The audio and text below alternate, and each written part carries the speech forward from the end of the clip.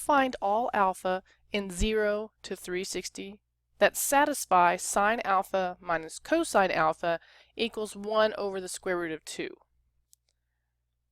Well, I don't like that radical when I first look at it. Maybe you like it, but it's really bugging me. And so the only way to get rid of that is either to rationalize the denominator, which I can't do because it's an equal sign, but I could square it and it would go away. So what I want to do is I want to square both sides of the equation.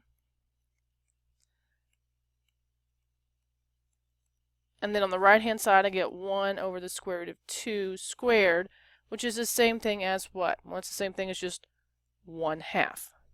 Now, on the left-hand side, you notice I have sine alpha minus cosine alpha squared. So that means I'm going to have to multiply that term by itself. Now, if you can't remember how to do it by just visually looking at it, please do write that down twice and actually use FOIL to do your multiplication. And you should come up with sine squared alpha minus, there's going to be 2 for the inside, sine alpha cosine alpha. And then I need to do the last term, and I'm squaring that, so I'm going to get plus cosine squared alpha equals 1/2. So to me that looks a little bit messier, but I remember that there is an identity that I can use, and I know that I'm going to write over here on the side that the sine squared of alpha plus the cosine squared of alpha equals 1. Now, is there any other identities that might be helpful in here? Well, I recall this 2 sine alpha cosine alpha. That equals something else. Now remember, if you don't remember these off the top of your head, please make sure that you have your cheat sheet, depending on what it could be called, or maybe your formula sheet beside you when you're trying to solve things, so that you're actually learning what those formulas are and not that you're just trying to guess. If you're only trying to guess, there's a very good chance that you'll end up working way more things than what you actually need to do. And when that happens, then you get frustrated and you want to quit. So please make sure you do have that formula sheet right beside where you're working out this problem. So I noticed that for sine squared alpha, I can solve the top one, and that's going to give me 1 minus the cosine squared of alpha. And then here I've got this minus 2 sine alpha cosine alpha, but we just said that's going to be minus the sine of 2 alpha plus the cosine squared of alpha equals 1/2. Now when I look at that, I notice that there are some things that look the same, right? I've got a minus, there's that. Those are opposites, so those will cancel.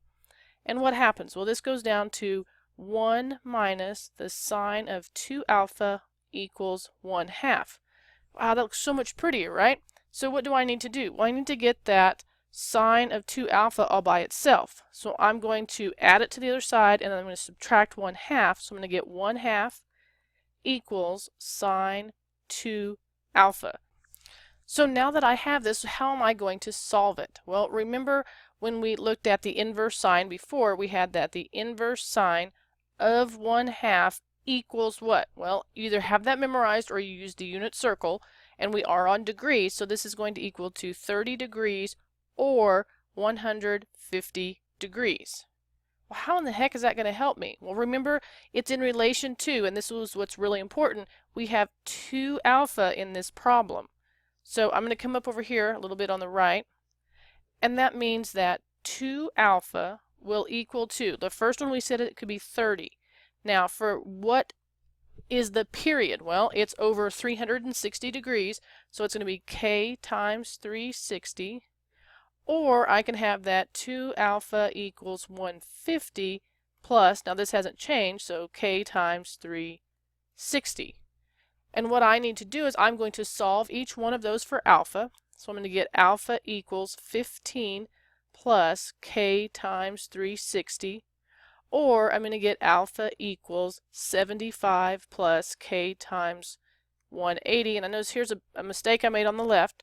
And that's okay. So you need to fix that 360 because I forgot to divide it by 2, and it becomes 180. So how are you actually going to find what alpha is? Well, remember, you have to plug in values for k.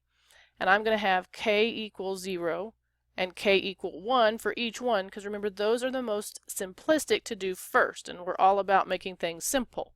So I get alpha equals 15, and I also get alpha equals 195. On the right, I'm going to get alpha equals 75, and I'm going to get alpha equals 255. Now, when you do k equals 2, what happens? Well, you go over 360 degrees.